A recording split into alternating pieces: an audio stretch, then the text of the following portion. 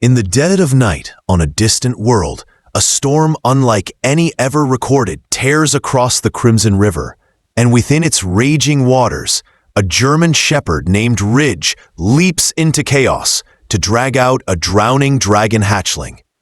A single act of courage that will ignite a bond strong enough to change the fate of two species forever.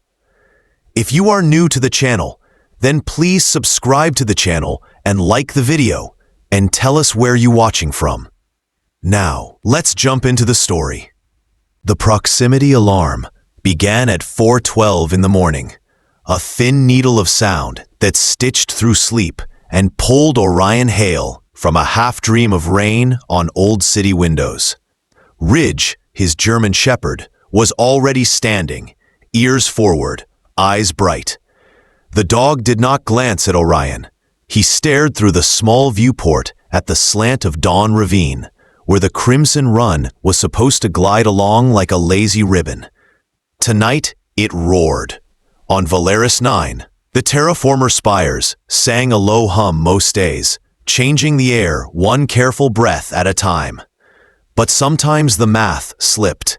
The sky surge forming over the ravine was not in last night's numbers. The storm boards called it a Category 7 event. The engineers called it a feedback knot. Ridge called it danger with the angle of his body, so still it was almost vibrating. Orion slid into his weather suit and spoke into the link. Outpost Kappa to Central, beginning storm pass along, Sector Beta. Static stitched the answer. Controller Jace Walden said to watch for wildlife displacement. They always used gentle words for powerful things. When the door opened, wind shoved the world sideways. Gravel stung like rain. The Crimson Run boiled high, thick with iron that made it look like the planet was bleeding. Ridge jumped into the hover sled's back and planted himself there, eyes never leaving the river. Half a kilometer down, Ridge barked once, short, precise. Orion slowed. Another bark, lower. Ridge pressed his paw to the latch, the motion too clean to be chance, and spilled into the storm. Orion swore without heat and anchored the sled. The wind shoved at him as he slid down the bank, boots biting mud. Ridge cut the river like an arrow, his back a dark line between cruel swells. Orion saw it then. Something small and green-gold fought the water, slipped, then vanished. Ridge dove. A heartbeat later, he surfaced with a tiny body gripped gently by the neck ridge, the way parent creatures carry young. The Dawn's legs worked with slow, stubborn rhythm. Every wave wanted to roll him under. Orion waded in, feeling the suit servos push against the current. Ridge's strokes faltered near the bank. Orion reached, caught fur and scale together, and fell backward with the weight of both across his chest. The thing in Ridge's jaws was a dragon cub, no longer than Orion's arm, its scales dim, its chest shallow. "Hang on," Orion said, though he was speaking to both. Ridge let go only when Orion had the cub cradled safe. The little body shivered with the wrong kind of cold. Young dragons on Valeris 9 needed heat the way seedlings need light. Without warmth, their inner spark lost tempo. They stumbled into Med Dome Gamma, a shelter shaped like an egg split open. The door sealed, and silence rushed in like a friend. Orion placed the cub on the table. "Dr. Morrow," he called into the link, "I have a juvenile, unknown clan, non-responsive, likely hypothermic." The meta-ray flickered to life. Numbers climbed across the screen like worried birds. Dr. Lena Morrow's voice arrived a moment later, steady and clear. "Thermal stabilizers, tray 3, gentle touch around the chest. 2 hearts, 1 supports heat organs, remember that." Ridge stood with his head on the table's edge, breath slow, eyes locked on the cub. Orion warmed small blankets, fed measured heat, counted double beats under thin scales. The cub coughed out river water. A weak little sound that still felt like thunder rolling into the room. Golden eyes opened, then shut again. But the breathing found the right path. "You did well," Dr. Morrow said, voice softer now. "Keep the heat gradual. I am patching in and routing to you." Ridge sighed, a huge and gentle sound, and rested his chin beside the small creature. The cub answered with a faint chirp, broken but brave. Outside, the storm pounded the dome. Inside, 3 living things waited together for the tide to turn. By first light, the numbers on the med-array steadied. The cub's scales warmed from dull olive to soft green, like leaves after rain. Orion smiled without noticing he was smiling. "Hey there, little one," he said. "You made it." Ridge's tail thumped once, quiet as a nod, and far over the ravine, where cloud bands tore apart, something bright turned in the sky and watched the tiny dome below. The cub woke to Ridge's breath. Not a sound, really. More a rhythm the little dragon could trust. Orion set a cup of broth on the warming plate and called Central. Jace Walden said regulations were clear. Minimal contact, notify research, prepare for transfer. Dr. Lena Morrow, who had been awake half the night guiding the care plan, asked for a moment before any crate touched the floor. "We have to consider imprinting," she said over the dome speaker. "And something else I am seeing in the scan. Empathy clusters are unusually bright. I want to watch." Orion lowered his voice, as if the cub could be spooked by a loud thought. "You hear that, Ridge? We are being watched by a genius." Ridge's answer was to sit, then lie down, then scoot 1 careful inch closer to the table until his nose touched the edge. The cub stirred. A soft whistle rose in its throat. Ridge replied with a small, low woof, the polite kind dogs use when they are asking a question. The cub tried to copy the sound and managed a breathy chirp that bent itself toward the idea of a bark. Orion blinked, startled into a laugh that sounded like relief. "Note that," Dr. Morrow said, but she sounded like she was smiling. They called the cub Glint for the way light ran along the tiny neck ridges when the warming lamps shifted. Glint watched Ridge with serious attention. When Ridge sat, Glint tucked limbs in. When Ridge came, Glint scooted until the small claws squeaked on the table. These were not tricks. These were bridges. By midday, Major Talia Cruz landed a courier at Outpost Kappa. She walked the yard with boots that knew how to stand ground and eyes that saw more than her words would say. "Regulations exist for reasons," she told Orion. "We keep healthy distance so the wild can stay wild." "I respect that," Orion said. But Glint did not choose the river. Ridge did not choose to ignore him. And here we are. They rolled a containment crate into the med dome. It was clean and bright. Built to be safe, but it smelled like travel and quiet. Glint's throat glowed once, then dimmed. Ridge rose and planted himself between the open crate and the table. He did not growl. He simply did not move. The message was less a warning and more a paragraph. Not this way. Major Cruz studied Ridge for a long breath. The stormlight turned her face pale, then warm, then pale again as clouds shifted across the skylight. "Dr. Morrow," she said into her link, "if I pause the transfer..." Can you stand up a small research ring here, with no cages and full transparency?" "Yes," Dr. Morrow said, without thinking for permission. "We can build around trust." And so they did. Prefabricated arcs unfolded like quiet paper, joining the med dome to a small yard, a learning room with soft floors, and a perch with thermal stones. Glint's numbers stayed steady.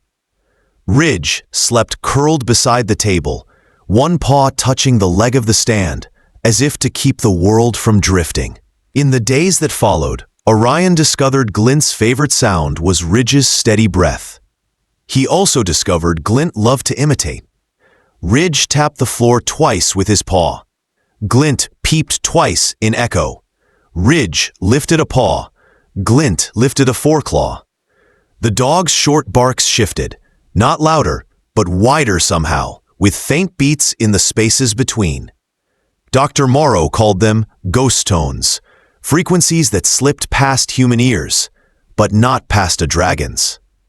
Glint answered with tiny trills that used pulse and breath like syllables. A new pattern formed where their sounds met. "This is not one language borrowing from another," Dr. Morrow said, eyes bright from too little sleep and too much wonder. "This is a third thing, both and neither. Like a rope braided from two colors," Orion said, "stronger than either strand alone." Major Cruz stood in the doorway and listened without speaking. On the table, Glint leaned into Ridge's shoulder and made a small sound that meant, as far as anyone could tell, "Here." Ridge answered with the same sound, slower, which seemed to mean, "I am here too." The night the storm line finally broke, the sky over Outpost Kappa became a dark window with 1,000 sparks. In that wide quiet, Ridge and Glint practiced their little code, and the dome walls felt less like walls and more like hands cupped around a candle. Far to the north, an aurora lifted from the mountains and turned like a thought changing its mind. The first sign was the sensor array whispering numbers that did not belong to wind or rain. 21 large bioforms approached from the north in a loose spiral that quickly became a signature shape, a gathering, not a raid. Orion stepped into the yard with Ridge at heel and Glint at his side, scales bright as wet leaves. Dr. Morrow hurried from the learning room, hair tied back, eyes alight.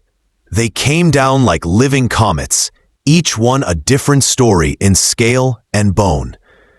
The ring they formed around the research arcs was exact, without feeling sharp.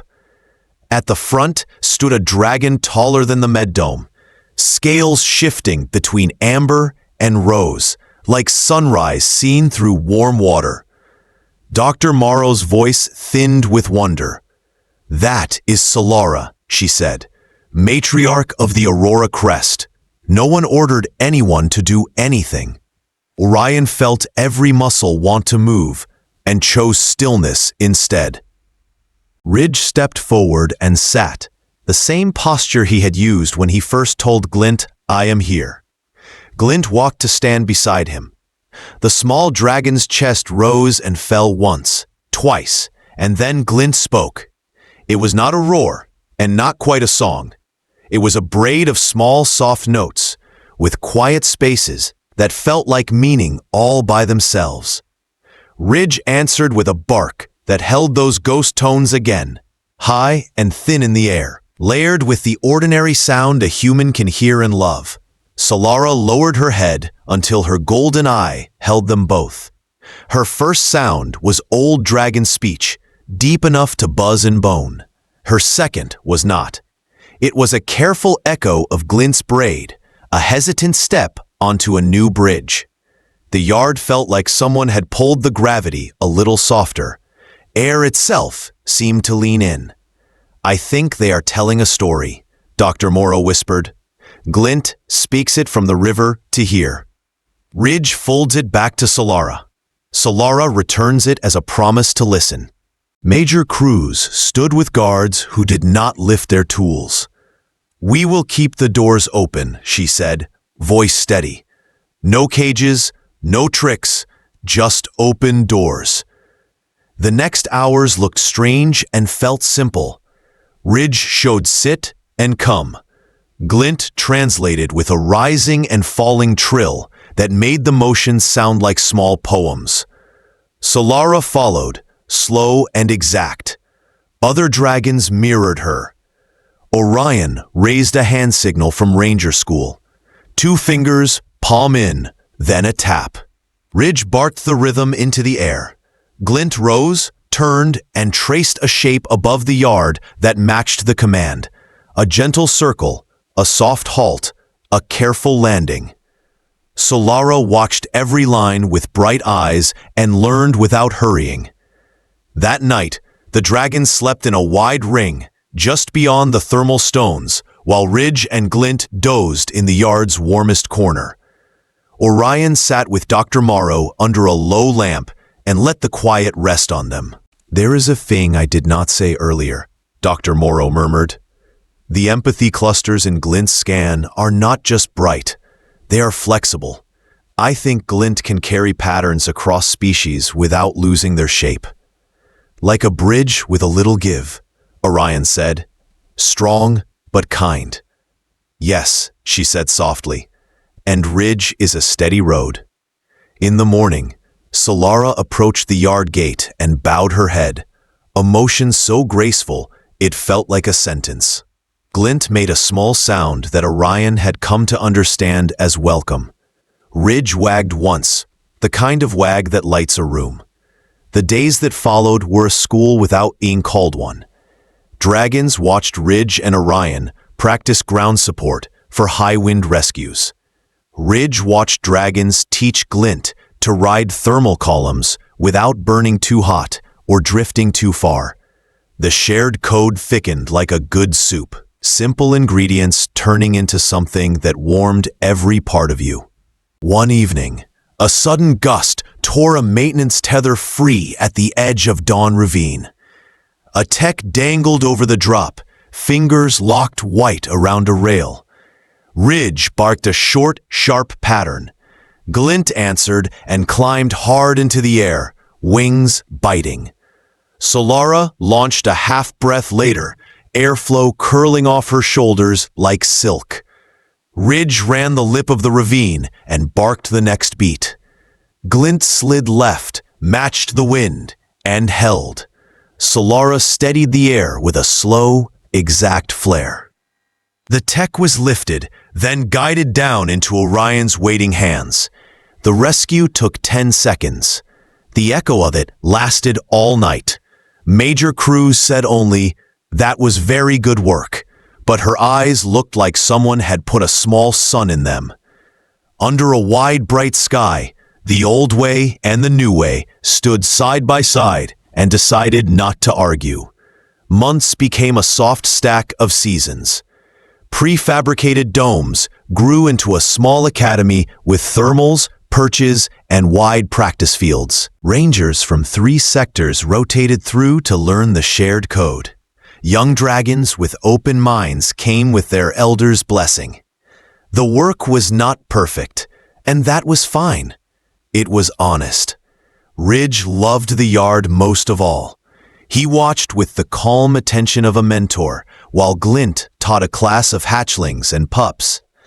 The little ones made noise that sounded like a festival, small barks stitched to tiny chirps, and it made Orion laugh without meaning to. Glint had grown long-winged and sure-footed, scales bright even on cloudy days. The small collar Glint wore was tempered for heat and held a ranger token that matched the one on Orion's jacket.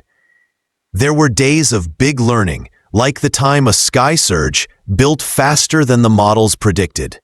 Dragons and rangers together used their joint code to shift heat, angle wind, and move people to safe ground.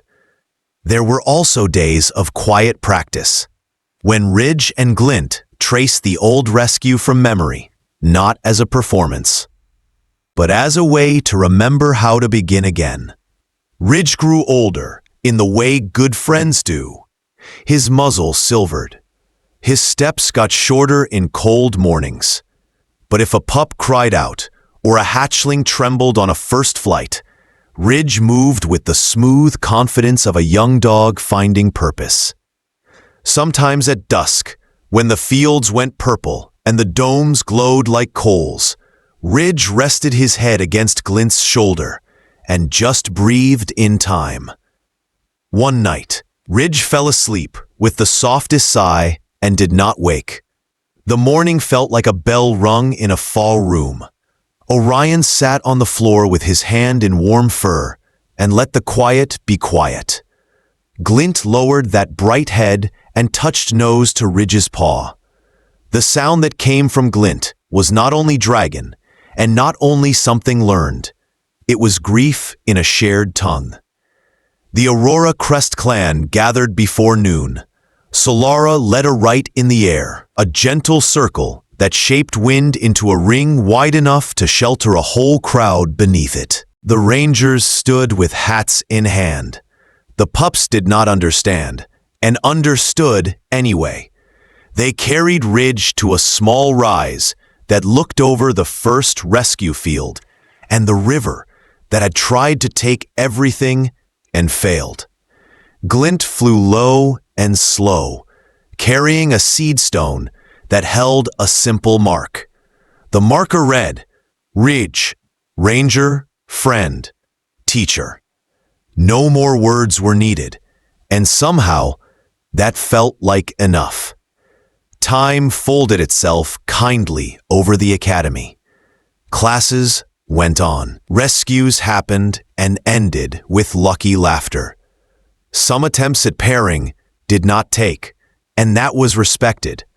Some did, and those pairs wrote new notes into the shared code.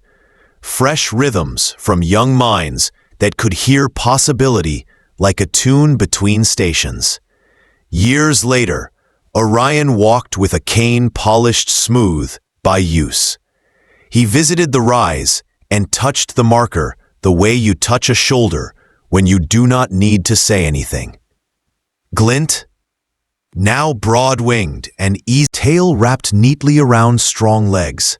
You kept it all going, Orion said, voice warm with a memory you choose to keep.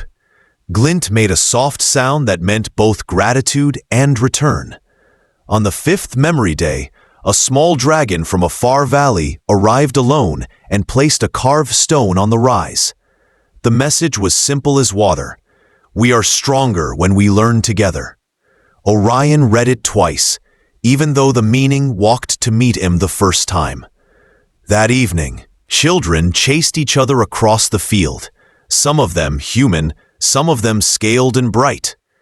Pups and hatchlings learned the first pieces of the shared code from older friends who had learned from Ridge and Glint, and then made the notes their own. The sky drifted into the colors Ridge always loved, quiet gold to soft rose. From the practice yard came the blended sound that had changed two worlds, a run of gentle barks, a reply of warm dragon notes, then silence that felt full rather than empty. Orion stood and listened until the last light left the edge of the domes. If you were new to the place, you might say the night was quiet. If you had been here a while, you heard a different truth. The air held voices, human and dragon and dog, woven so softly that they did not disturb the dark. They only made it friendly. In the academy hall, a simple figure stood near the door, a sculpture of a shepherd dog and a little dragon, lifting each other from stylized waves. The inscription said, "From one brave choice, many paths were opened." Whenever Orion passed, he touched the base without fuss, then went on with his day.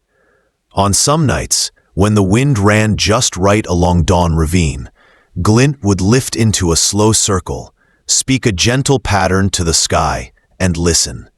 Sometimes, in the space between notes, Orion could swear he heard a familiar answer, low and steady, like a heartbeat, learning to echo across distance. It sounded like tomorrow. It sounded like home. And if you asked anyone there what made the difference, they would say it was simple. A good dog saw someone in trouble and helped. The rest was a story many friends decided to tell together, one careful word at a time.